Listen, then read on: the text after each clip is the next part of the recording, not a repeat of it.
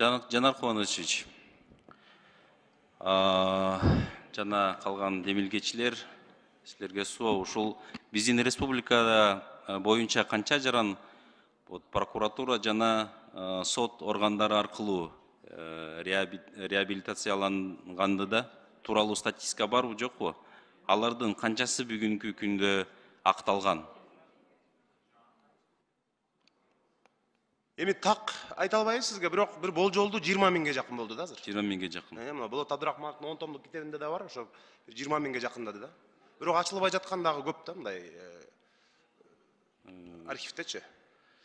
Бул мыйзам долбооруна ылайык жарандар саясий репрессиясын курмандыгы деп курамын жогорку кеңеш беките турган саясий репрессиясынын курмандыктарын реабилитациялоо боюнча бул жерде комиссиянын чечими аркылуу таанылат деген.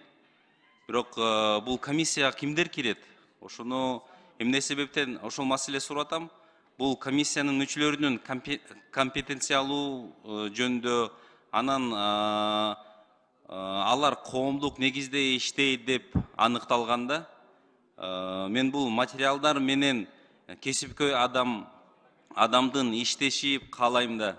Бул канча илимпөздөр жана тарыхчылар болот экен? Чоң рахмат. Урматтуу Карим Лимзарович, мен жана баяндамамда айтып өттүм. Бул 2019 жылы ал убакта парламенттик президенттик башкаруу болуп турган учурда даярдалган мыйзам долбоору эле. Андан кийин биз экинчи окууга ушул беренени өзгөртүп келебиз. Жанагы жогорку кеңештен өкүлдөр кириш керек, бирок жогорку кеңеш деген түзөт деген жерди биз аны азыр министрлер кабинети менен сүйлөшүп акылдашып атабыз.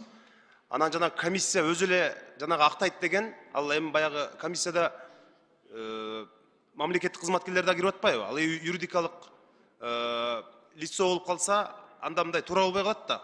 Ошон үчүн бул комиссияга ошол улуттук коопсуздук кызматынан, Ички иштер министрлигинен, башкы прокуратурадан, анан Илимдер академиясынан, жогорку кеңештен ушундай өкүлдөр кирип комиссия түзүлөт. Бул жерде мындай маселе да. Бул комиссиянын кароосуна киргизилген маалыматтардын анык эместиги үчүн изилдөөчүнүн конкреттүү жоопкерчилиги кандай болот деп, ошонун мааниси да. Бул чоң жумуш экен. Изилдөөчүнүн булар комиссия изилдегенден кийин албетте күч органдарынан жөнөтөт да. Бизде билесиз, башкы прокуратура, жогорку сот карагандан кийин гана чечимдер чыгат. Сот органдары башкы прокуратура карайт да. Анан архив маселеси дагы турат да. Атайын кызматтын архивинде сакталып турган документтердин архиви кепилдүү негизде сакталып калган деп ишенем да. Ал эми бул мыйзам долбоор кабыл алынгандан учурда канчалык деңгээлдүү документтер сак боюнча калат? Анан дагы бизде бүгүн күнгө кайсыл жерде сакталат жана кантип колдонулат деп суроом бар да.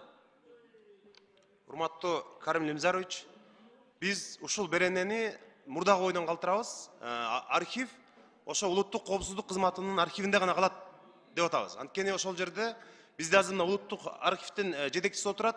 Бул киши айтат, бизде архивде место жок дейт азыр. Таптакыр толуп калган дейт да, мындай таптакыр бош орундар калган эмес дейт. Ошондуктан биз сүйлөшүп, мына баарыбыз сүйлөшүп бир пикирге келдик. Ошо улуттук коопсуздук кызматынын архивинде сакталыш керек. Анткени ал жерде жанагы температурасы боюнча, башка боюнча илгери баягы немистердин жардамы менен курулган экен, мындай талапка жооп берет дейт да азыр. Ошондуктан ал архивдерге ошол жерде эле сакталыш керек. Ошондой бир чечимге келдик биз баарыбыз. Мен архивдин абалы жакшы билет экен, мына ошон үчүн ушул суроо пайда болот да. Бул мыйзам долбооруна эгер кабыл алынса, аны ишке ашырууга канча каражат керектелет да? Эми каражат канчалык көп болсо, тарыхчыларга ошончолук жакшы, албетте. Анткени Казакстанда миллиондоп каражат бөлүп атат.